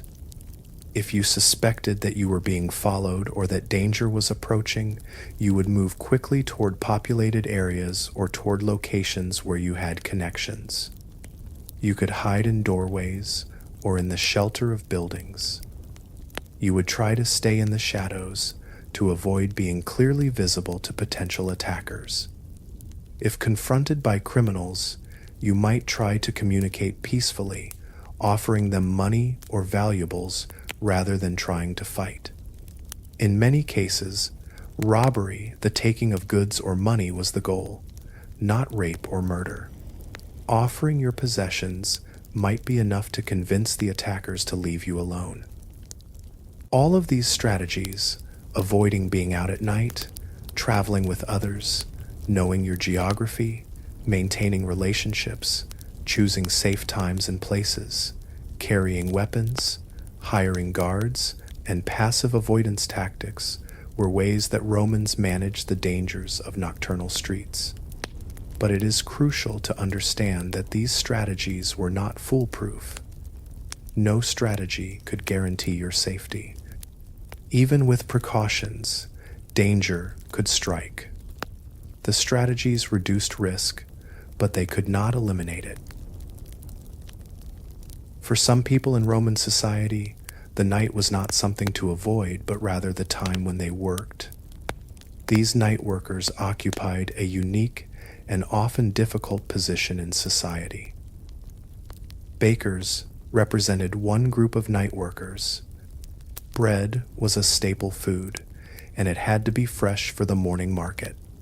Bakers would therefore begin their work in the late evening or the middle of the night, preparing bread that would be ready to sell when the markets opened in early morning. A baker would typically work in his bakery for most of the night, tending to the ovens, monitoring the baking process, and preparing dough for the next batch. The work was physically demanding and required significant skill. The heat from the ovens was intense. The air inside the bakery was thick with flour, dust, and smoke. The baker's hands and clothes would become coated with flour and dough. The experience of a baker's workplace at night was quite different from the experience of an ordinary person on the street. While the street outside was dark and relatively empty, the interior of the bakery was warm, bright from the ovens, and full of purpose. The baker was not alone. There would typically be apprentices or hired workers helping. There was protection through the physical location. The bakery was inside a building with locked doors that could be secured. There was also economic activity and compensation happening. The baker was working toward a tangible goal. So while the baker had to navigate the dangerous streets to get to and from the bakery, once inside the bakery, the experience was radically different from the experience of someone wandering the streets.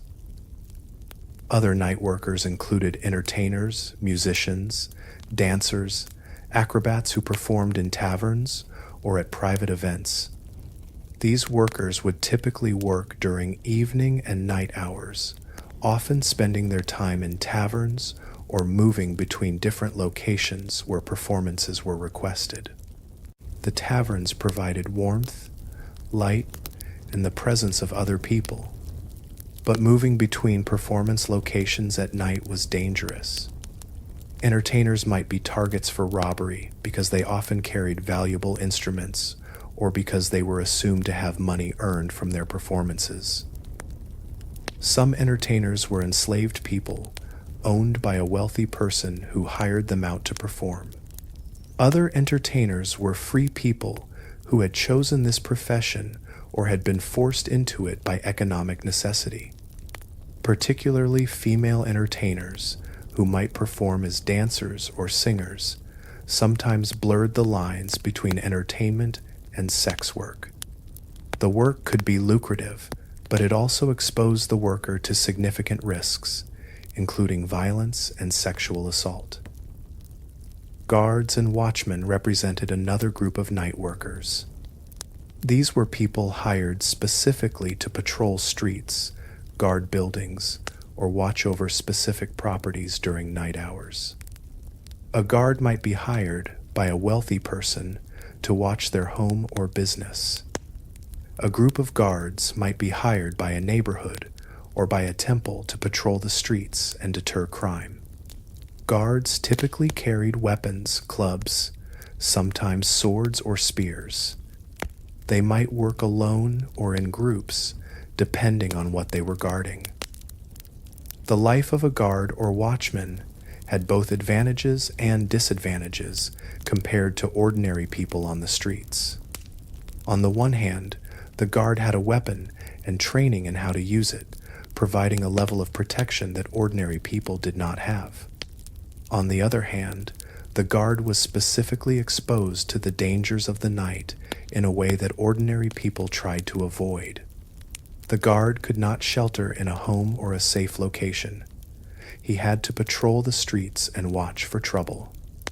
A guard was exactly the kind of person that gang members or criminals might challenge or come into conflict with.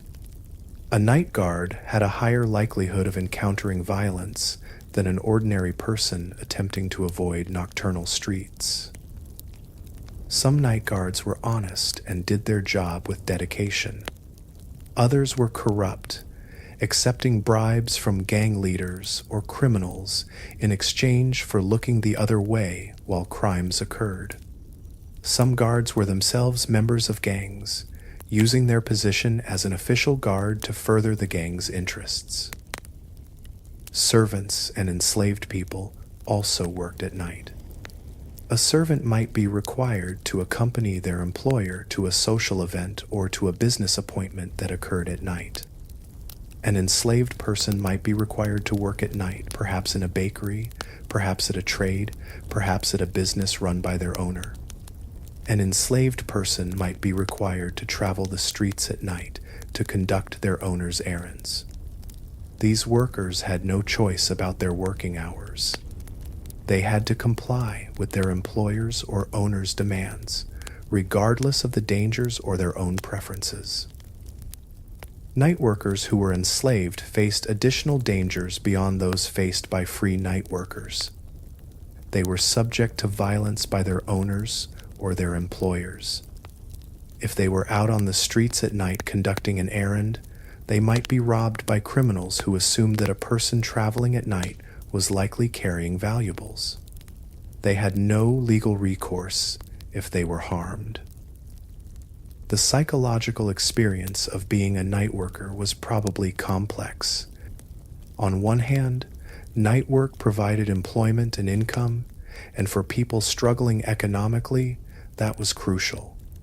On the other hand, night work meant constant exposure to danger, disruption of normal sleep patterns, and separation from family members or friends who maintained daytime schedules.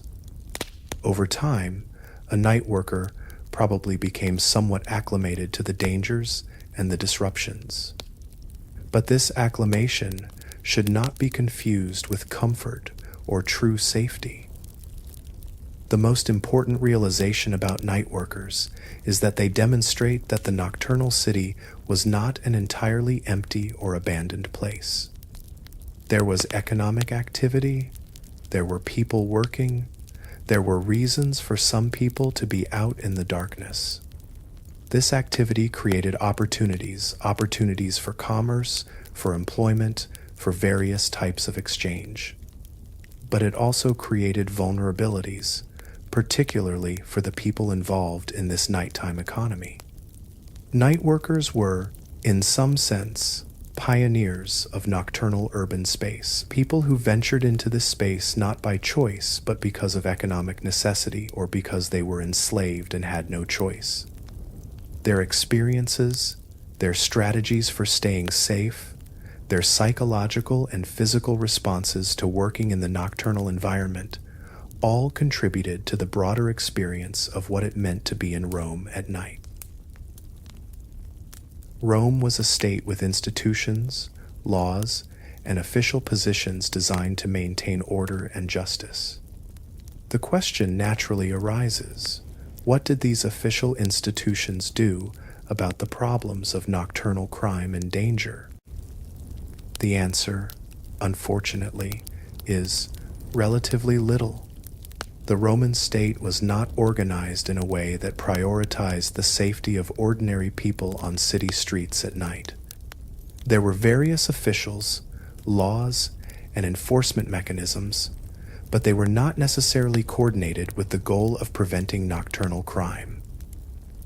At the highest level, there was the prefect of the city, a high-ranking official appointed by the emperor to oversee the administration of Rome. The prefect was responsible for a wide range of functions, maintaining public order, managing fires, managing the water supply, and many other duties. But the prefect did not directly patrol the streets or arrest criminals. He delegated these functions to other officials and to specialized units. There were night watches in some neighborhoods, organized groups of men paid to patrol streets and deter crime.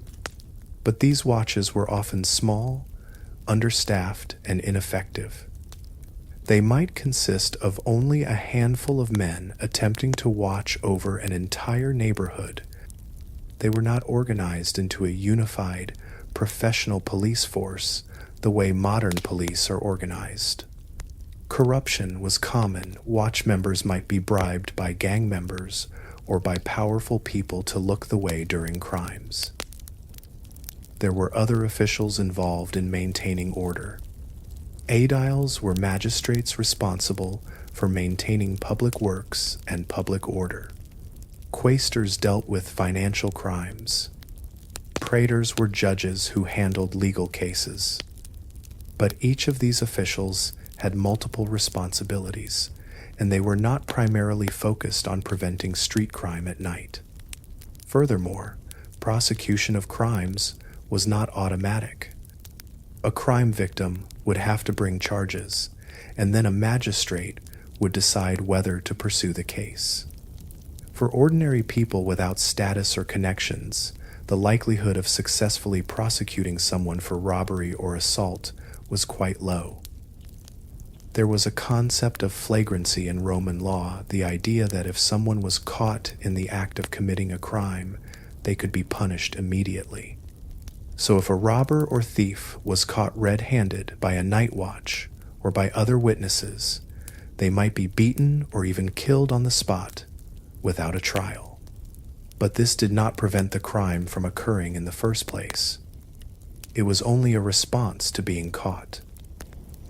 Perhaps the most important point is that the Roman state did not conceptualize its role as providing personal security for all citizens at all times. The state maintained order to protect property, to maintain tax collection, to prevent riots or large-scale disturbances that might threaten the political structure. But the safety of individual people as they moved around the city was not viewed as a state responsibility in the way that modern states conceptualize public safety. Individual safety was seen as an individual or family responsibility. If you were wealthy enough, you hired guards. If you were well-connected, you relied on your connections. If you were ordinary and unconnected, you simply had to be careful and hope that fortune favored you. Organized gangs, as we have discussed, existed in a kind of accommodation with the state. The gangs provided a kind of order within their territories. They prevented random chaos, even if what they imposed instead was their own rule. Some gang members were tolerated by officials because they helped maintain order or because they were connected to powerful patrons. In some cases, gangs provided resources or services that the state itself did not provide. So, the state was not necessarily trying to eliminate gangs. Often, the relationship was more complex, more negotiated. When the state did take action against crime, it could be brutal. Punishments for robbery, rape, or murder could include crucifixion, which was a particularly horrible form of execution. But these punishments were not always certain, and they were not always applied consistently. A wealthy person committing a crime might face minimal punishment or none at all, while a poor person committing the same crime might be executed. The gap between the ideal of law and order and the reality of what actually occurred on the streets at night was substantial. Laws existed that theoretically prohibited robbery and assault. Officials existed who were theoretically responsible for enforcing these laws. But in practice, enforcement was sporadic and often ineffective. For ordinary people, particularly at night, the official institutions provided very little actual protection or security. This is perhaps one of the most important contrasts with the modern world. In modern developed societies, the state takes responsibility for public safety. Police patrol streets, respond to calls for help, investigate crimes, and attempt to apprehend perpetrators. These systems are imperfect, and there are many critiques of how they function, but the basic principle is that the state is trying to keep people safe. In Rome, this principle did not apply. The state maintained order for its own purposes, but it did not necessarily view personal safety, particularly the safety of ordinary people at night, as its responsibility. Looking at the dangers and difficulties of nocturnal Rome, an interesting question emerges. How did the constant threat of danger, particularly after dark, shape Roman society as a whole? What was the long-term impact of this reality on how people lived, worked, and organized themselves?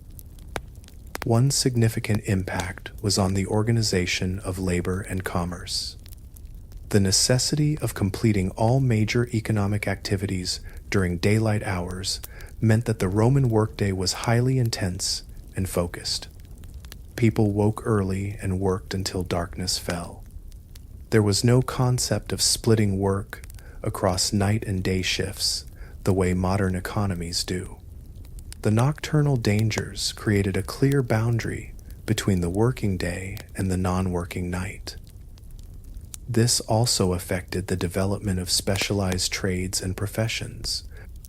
Night work, which was necessary for certain functions like baking, created a specific class of workers who specialized in night labor. These night workers became experts in operating in the nocturnal environment. But the fact that night work was limited to specific, essential activities meant that certain economic activities could not expand or develop the way they might have if they could operate at night. For instance, commerce and markets were highly concentrated during daylight hours. The dangers of nocturnal streets also had implications for social organization and the maintenance of community bonds.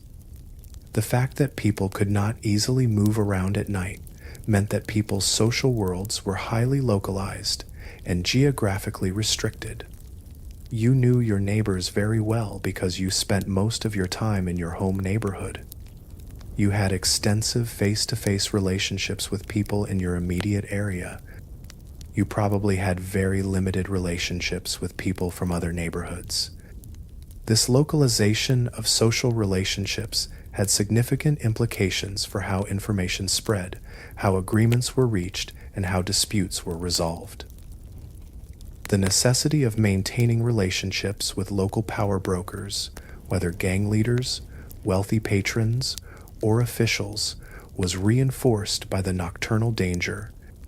If you lived in an area controlled by a particular gang, you had incentive to maintain a good relationship with that gang because they provided a degree of protection and security. This created stable power structures and social hierarchies. People knew who was in charge in their area, and they adjusted their behavior accordingly. The danger also affected family structures and gender roles. Women, in particular, were constrained in their ability to move around the city, particularly at night. This meant that women's work and women's roles were often more localized to the home or to specific nearby locations. Women might work as vendors in the local market or as workers in nearby businesses, but they were much less likely than men to travel significant distances or to work in locations far from home. This gendered division of space and activity had implications for women's economic opportunities and for their overall social roles. The psychological reality of nocturnal danger also affected how people thought about their city and about urban life. Rome was not experienced as a unified space that could be freely traversed at any time. Rome was experienced as a fragmented space, divided into safe zones and dangerous zones, divided between daylight and darkness. This fragmentation probably had implications for how people conceptualized their identity and their relationship to the larger city. You were not just a Roman, you were a person of a particular neighborhood, a person with particular connections and relationships. Your world was local, bounded, and defined by the relationships and power structures of your immediate area. Over time, these structural realities probably became normalized.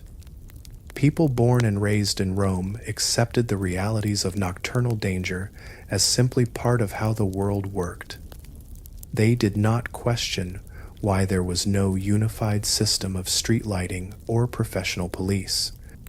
They accepted the idea that women should not travel alone at night, that ordinary people should stay close to home after dark, that the night belonged to criminals, gang members, and the few people with power or resources to protect themselves. These structural realities, though they emerged from practical necessities and from the limitations of ancient technology, became embedded in the culture and in people's understanding of the normal organization of urban life. Of course, over the centuries following the fall of the Roman Empire, these structural realities did eventually change. As technology developed gas lighting, eventually electricity, eventually automobiles, the nighttime environment became brighter and more navigable.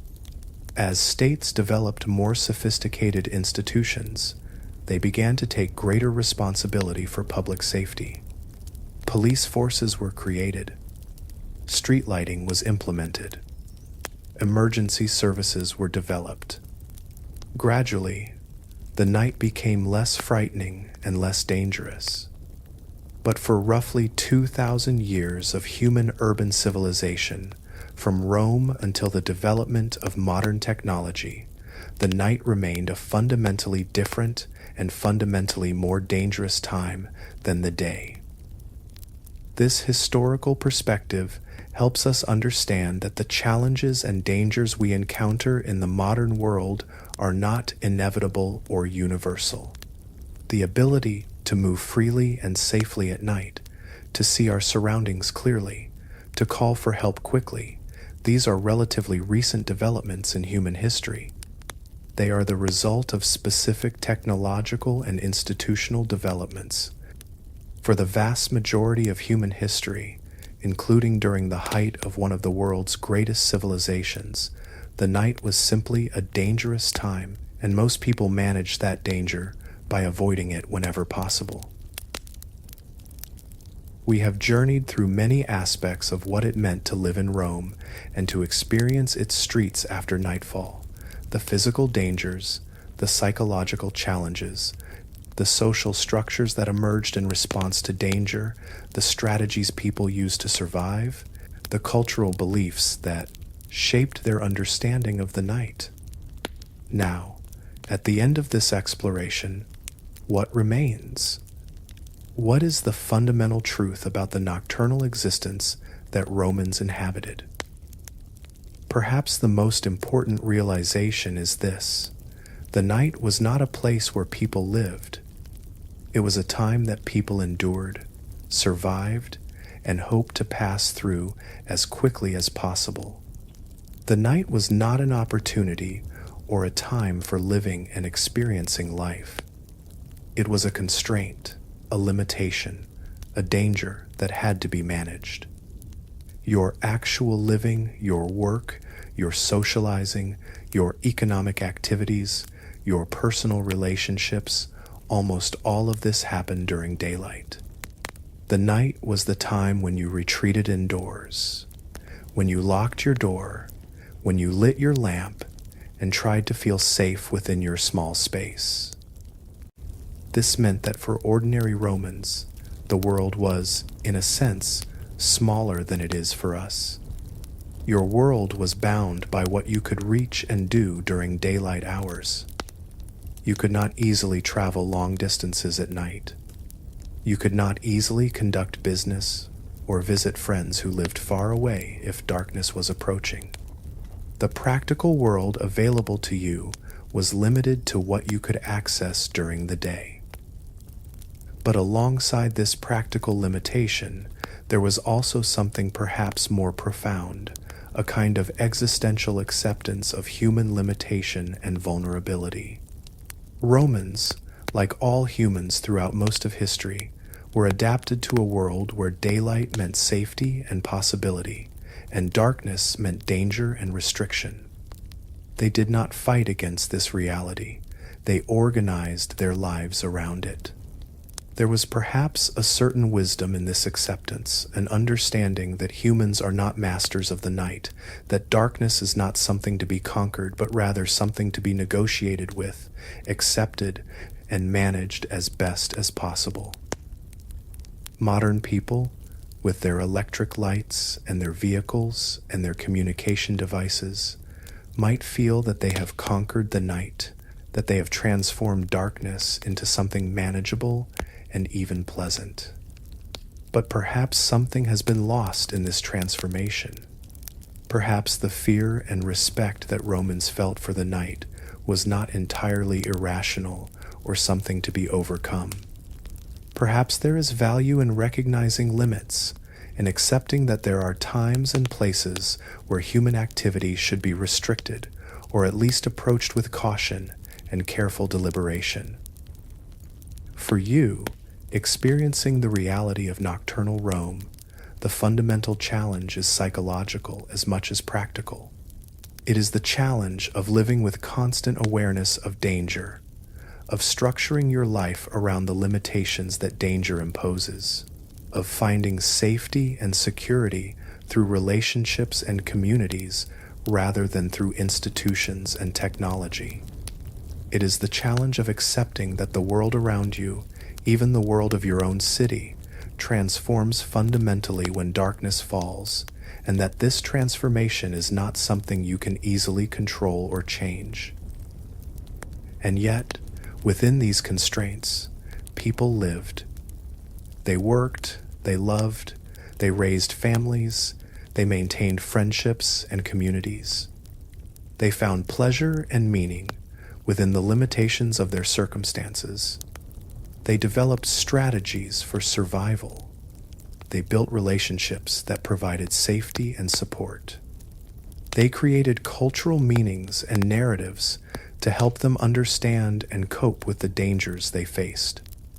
They did not simply despair or give up.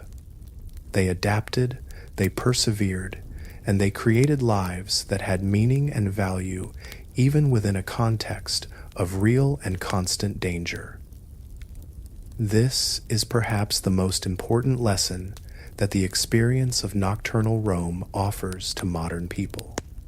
It demonstrates that human beings are remarkably adaptable, that we can find meaning and create communities and live meaningful lives even in contexts of significant hardship and danger. It demonstrates that the comforts and securities that modern technology and institutions provide are not universal features of human existence, but rather specific and relatively recent developments. And it demonstrates that there may be value in understanding and respecting natural limits, the limits of darkness, the limits of human vision and ability to see in darkness, the limits of how far we can safely travel and operate during night hours. The nights of Rome were dangerous, frightening, and restrictive, but they were also part of the reality that ordinary Romans lived with and adapted to.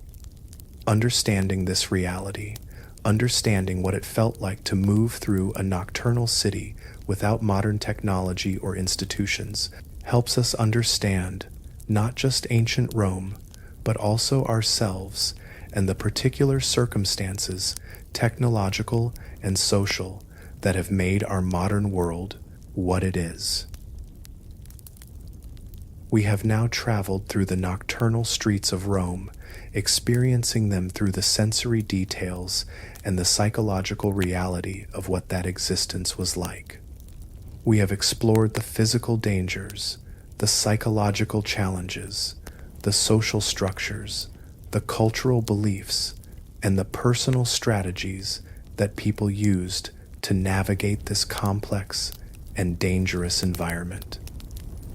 The reality of nocturnal Rome was harsh and unforgiving.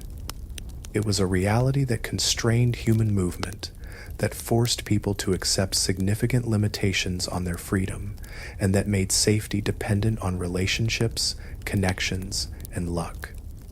But it was also a reality that people managed, adapted to, and built their lives around. As you reflect on what you have learned about nocturnal Rome, consider how this knowledge changes your understanding of the past and of how human beings have lived in cities throughout history. Consider what it means to live in a world without the technological aids that we now take for granted, without electric lighting, without vehicles, without communication devices, without the institutions that provide public safety. Consider the courage and resilience that ordinary people demonstrated in navigating such a world. Consider what we have gained through technology and what we might have lost. The nocturnal streets of Rome are now silent, devoid of the human activity that once filled them with danger and fear. The buildings that housed people are long gone or transformed beyond recognition. The gangs that controlled territories and the night watches that patrolled the streets have been gone for nearly 2,000 years. But the lessons that this history teaches about human adaptability, about the role of technology and institutions in shaping our experience of the world, about the power of communities and relationships to provide meaning and safety, even in difficult circumstances, these lessons remain relevant. As you end this journey and return to your own world, may you carry with you an appreciation for the comforts and securities that modern technology and institutions provide. May you understand that these comforts are the result of long historical development and are not universal features of human existence. May you carry with you also a respect for the people of the past who navigated a world far more dangerous and far more constrained than the modern world. And may you find rest and peaceful dreams as you leave behind the dark streets and the dangers of ancient Rome. Sleep well,